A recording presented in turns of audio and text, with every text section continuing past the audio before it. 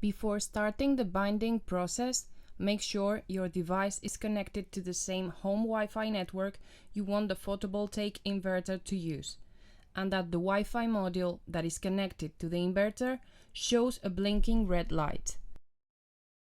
From the home page, please tap Account, then tap the option Find Device and select Go Setting. Choose the AP network emitted by the inverter from your Wi-Fi network list. Keep in mind that this network's SSID always starts with the letters EAP, followed by the last 5 numbers of the Wi-Fi stick's serial number.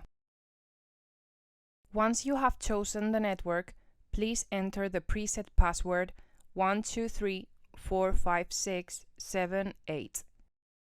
Go back to the EAS Solar app and tap Back. Please select your home Wi-Fi network next.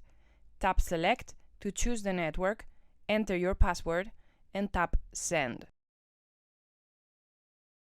After finishing this step, tap Back and the app will ask you to switch back to the previous network. Verify that your device is connected to your home network so that the binding can be completed. Tap Back and go to the Plans section. In the top right corner, tap the plus symbol to create a new plant. Enter the required information according to the parameters of your plant. Keep in mind that correctly entering the capacity, currency, location, or rate will guarantee that the data shown by the app is always accurate.